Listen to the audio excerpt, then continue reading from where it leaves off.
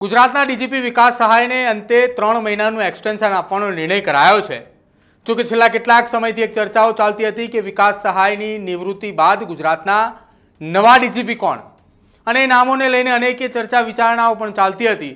પરંતુ આ તમામ ચર્ચાને અંતે જ્યારે આજે વિકાસ સહાયની વય નિવૃત્તિનો અંતિમ દિવસ હતો એ જ દિવસે સરકારે વધુ 3 મહિનાનું એક્સટેન્શન આપવાનો નિર્ણય લીધો।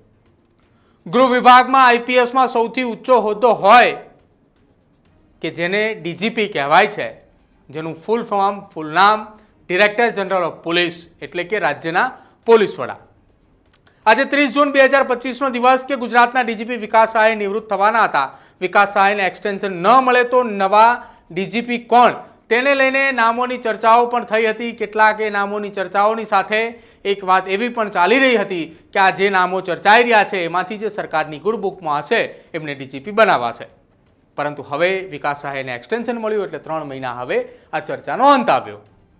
ગુજરાતના કાયમી ડીજીપી તરીકે વિકાસ સહાયની નિમણૂક 1 માર્ચના રોજ કરવામાં આવી હતી અને વર્ષ 2022। આશીષ ભાટિયાની નિવૃત્તિ બાદ વિકાસ સહાયને કાયમી ડીજીપી બનાવવામાં આવ્યા હતા। પહેલા તેમને ઇન્ચાર્જ ડીજીપી પણ બનાવવામાં આવ્યા હતા અને લગભગ 2 મહિના સુધી ઇન્ચાર્જ ડીજીપી બાદ તેમને કાયમી ડીજીપી બનાવાયા હતા। વિકાસ સહાય એ 1989ની બેન્ચના આઈપીએસ ઓફિસર્સ છે। તેમણે Sardar Vallabhbhai Patel national police academy હૈદરાબાદની અંદર તાલીમ લીધી હતી। પોલીસ વિભાગમાં ગુજરાતની અંદર વાત કરવામાં આવે તો તેમણે 1999ની સાલમાં એસપી આણંદ તરીકે તેમનો કાર્યભારની શરૂઆત કરી હતી। વર્ષ 2001માં એસપી અમદાવાદ ગ્રામ્ય તરીકે તેઓ આવ્યા હતા અને તેમને ફરજ બજાવી હતી। ત્યારબાદ વર્ષ 2002માં અમદાવાદ શહેરના ડીસીપી ઝોન 2, ત્યારબાદ અમદાવાદની અંદર ઝોન 3 અને ત્યારબાદ 2004માં અમદાવાદ શહેરના ડીસીપી ટ્રાફિક તરીકેની તેમને જવાબદારી સંભાળી હતી। જો કે ડીસીપી ટ્રાફિકથી તેમને એડિશનલ સીપી ટ્રાફિક તરીકેની પણ જવાબદારી એ તેમને સંભાળી હતી। ત્યારબાદ તેમણે એડિશનલ સીપી તરીકે સુરત શહેર વર્ષની અંદર જવાબદારી સંભાળી હતી।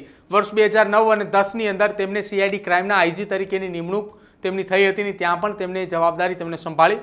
આ તમામની સાથે રક્ષા શક્તિ યુનિવર્સિટી ગુજરાતની અંદર જે આ પ્રોજેક્ટની શરૂઆત થઈ હતી ત્યારથી લઈને એ પ્રોજેક્ટ પૂરો થયો ત્યાં સુધી સતત એક વ્યક્તિએ માત્ર જવાબદારી સંભાળી હોય તો તે વિકાસ સહાય છે અને તેના કારણે જ તેમનું ગુજરાત રાજ્યના ડીજીપી તરીકે એ રહેવું અને ડીજીપી તરીકે તેમને એક્સટેન્શન આપવું તેમાં તેમના કાર્યકાળની અંદર આ એક મહત્વનો પોઈન્ટ પણ રહ્યો છે।